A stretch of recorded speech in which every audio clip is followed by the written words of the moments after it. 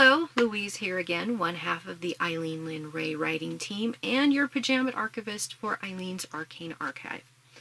Today we are going to jump into romantic fantasy, or fantasy romance, but I guess it's a little different than romantasy in some ways.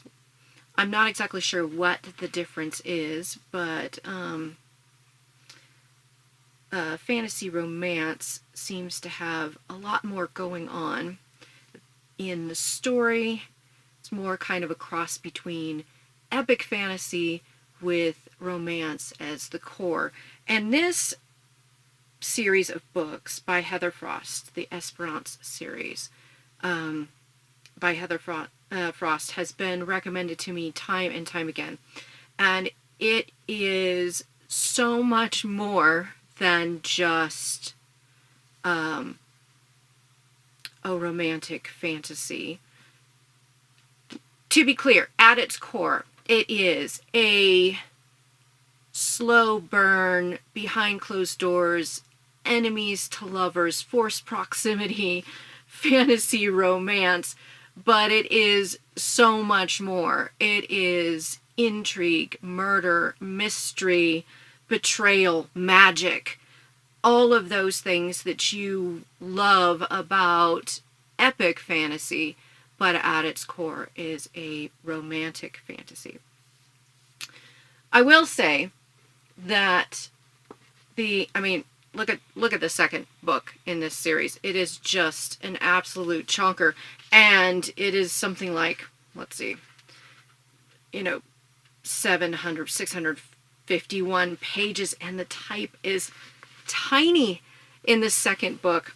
I think that is because the book itself is so much longer than the first one, and they still wanted to keep it the same size as the first one, but to be able to print it the right way on Amazon, they had to go with a smaller type. So if you have any issues with reading smaller type in a physical copy, this may be one of those cases where you want to get this as the ebook so that you can zoom in on it. But fabulous read. And I will say, Heather Frost, you're killing us, because in the second book you ended on just an absolutely mind-boggling cliffhanger, and we're all desperately waiting for the third book. So we do know she has the name of the third book out. She hasn't teased any of the covers yet, but she is avidly working on the third one in this trilogy. So as of this recording, it hasn't been released yet. Maybe once you see this recording and make your way through like a pretty substantial first two books, the third book may be out. But that said, highly recommend it. It's just kind of one of those that you can't stop reading. So let's delve into Esperance by Heather Frost. Let's read the back and I'll give you an idea of what it's about. And then we will go into the first chapter and see if the writing style is something that you like. 12 strangers, 6 marriages, 1 year in Esperance. Amren has many reasons to hate the Empire. Her latest is her forced marriage to General Carver Vincetti, better known as the Butcher. If he learns even one of her secrets, he will kill her, and Amren has many secrets. Not only is she an empath with forbidden magic, she's also a newly recruited rebel intent on destroying the Empire, starting at Esperance. Carver knows the rebels have infiltrated the remote Temple of Esperance.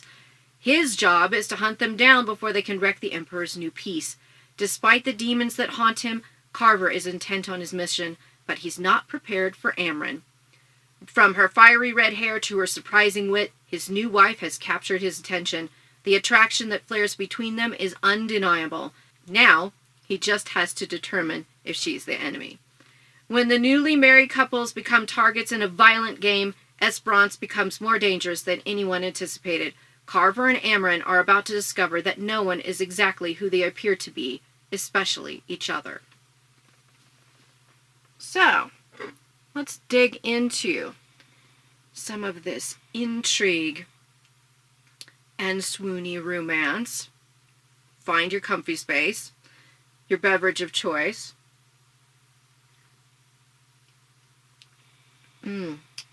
And let us dig into Esperance, or Esperance, however you say it, Esperance, by Heather Frost.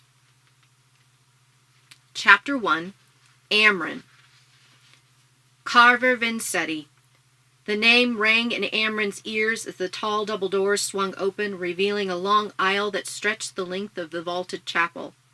Bright tropical flowers and emerald fronds and large gold pots brought splashes of color to the otherwise dull tan stone room. Wooden pews creaked as spectators craned their necks to look at her, though her eyes were drawn to the altar at the end of the aisle and the dark-haired man who stood waiting for her. She had only learned his identity a moment before those doors opened, but Carver Vincetti was about to become her husband. If he didn't discover her secrets and kill her, she just might live long enough to see him die. In the corner, a string quartet played the empirical anthem, the notes resonant and strong as they echoed against the stone columns that ringed the chapel. She hated every note. Sheathed in her wedding dress, beads of sweat gathered along her spine. Even this deep in the temple, surrounded by stone, the oppressive heat of the jungle was stifling. The style and weight of her gown was impractical in this climate, and the humidity had wreaked havoc on her hair. Her maids had made a valiant effort to tame the uncontrollable crimson waves, but they soon had no choice but to admit defeat. Instead of the ferret bridal tradition of loose hair, they twisted and pinned until her flaming locks were piled into an elaborate bun atop her head. In truth, it was a mercy. She wouldn't have been able to stand feeling anything against her neck when it felt like her skin was melting. The fitted bodice was too tight across her chest, and the very air felt different as it entered her lungs, nothing like the cool mountain air of home. If she'd been getting married in Ferreton, she would have held wildflowers in varying shades of purple, blue, and white. The bouquet she held instead was filled with tropical flowers with sharp edges in vibrant colors of pink, orange, and yellow. The foreign flowers trembled in her hands. She tightened her grip until her knuckles were as white as her dress. She could not afford to show weakness. Amren lifted her chin. Despite the pounding of her heart and the twisting in her gut, she forced herself to step forward. The thinly carpeted floor was cold and hard beneath the thin soles of her elegant shoes, and her long gown dragged at her legs, but she kept moving. Behind her, the chapel doors thudded softly closed. The sound was hauntingly final. Too many emotions churned in the room for Amren to decipher anything specific, but she felt a familiar pulse from her Uncle Rick's. He was the only face in the crowd she knew, and she picked him out easily. He sat about halfway down the aisle on the left side of the chapel. His green eyes were fixed on her, and though he was only in his late 30s, his brown hair had been rapidly replaced by gray when the Emperor's edict had arrived. He wore the expected empirical black, but the sash of blue, white, and gold plaid draped over one shoulder and across his chest. It was a little bit of Ferreton, and Amren needed that reminder of home. Her focus shifted to the front pew, where 4 couples sat side by side. That meant, after Amren's wedding, there would be only one more today. 12 strangers, 6 marriages, 1 year in Esperance. That was the Emperor's decree, and none of them had any choice in it. Amren was halfway down the long aisle now, and she could no longer avoid studying her future husband. Carver Vincetti stood at strict attention before the altar, his feet planted shoulder-width apart and his spine rigidly straight as he faced the room. He was younger than she'd expected, probably 25 or so, only a few years older than her 20 years. He looked as dark as his reputation, though, with black hair that fell over his brow and bronze skin that hinted at his southern heritage. His nose was long and straight, his jaw angular and covered with dark stubble. That shadow of a beard seemed at odds with his military uniform, which was empirical black and immaculately tailored to fit his wide shoulders, long arms, and tapered waist. While he had no visible weapons, there was no doubt he was a capable killer. Even from this distance she could see the piercing blue of his eyes, the lightest of his features by far. And when those aquamarine eyes sharpened on her, raking her from head to toe and marking every detail, every hair on her body lifted. Then their gazes locked, and there was no fighting her shiver. In the coldness of his eyes, she saw the Carver Vincetti that was whispered about throughout the empire. The emperor's favorite general, the heir to the throne of Westmont, the man that many simply called the Butcher. She refused to break this stare. Instinct screamed that doing so would be a critical mistake. So even though her pulse skipped faster, she didn't look away. Carver's expression didn't alter, which made it impossible to guess his thoughts. And with so many people in the room, Amren couldn't get a read on his emotions, if the man even had any.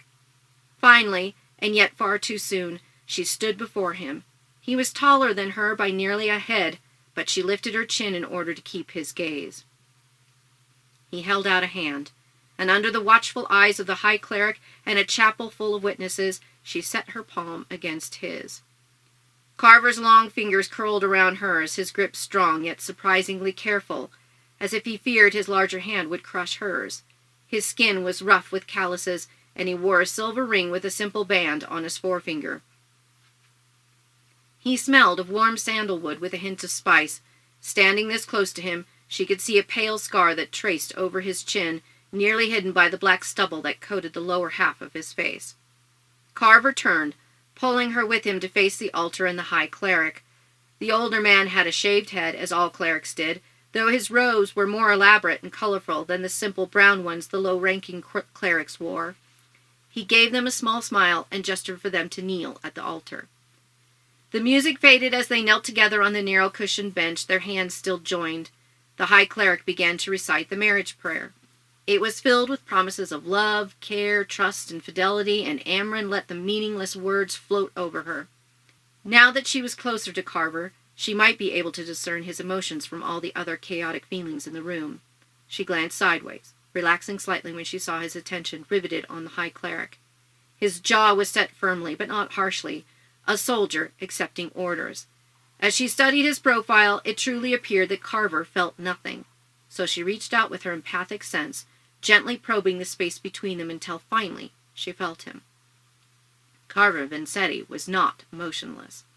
Seething just below the surface of his unwavering expression, she felt frustration, surprise, irritation, determination, impatience, and fear.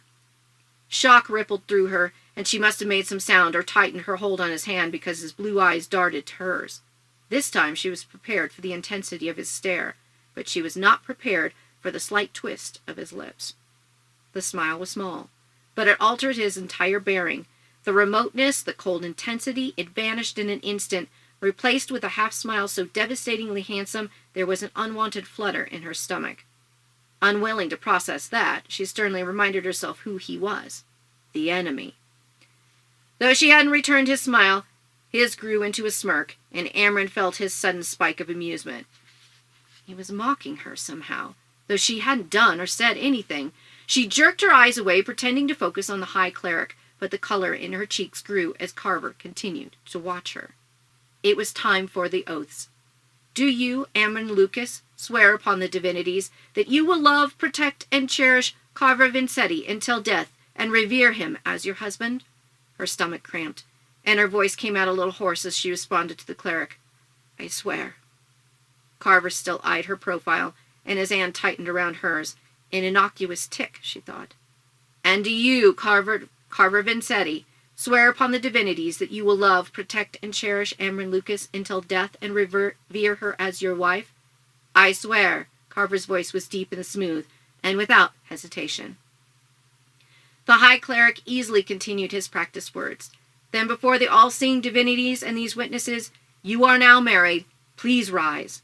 They stood. Carver only released her hand long enough for them to turn to face the chapel, and then his fingers wrapped around hers once more. Applause rang dully in the stone chapel, but the audience blurred as Amren stared out at them. A tremble shook her legs, and her palms began to sweat as reality sank in. She was married, and she was about to be trapped in this temple for a year, cut off from everything and everyone she had ever known. Carver didn't wait for the applause to die out. He tugged her away from the altar, and Amren had no choice but to follow him. Her pulse thumped too loudly in her ears. and when they reached the first pew that held the other married couples, Carver withdrew his hand.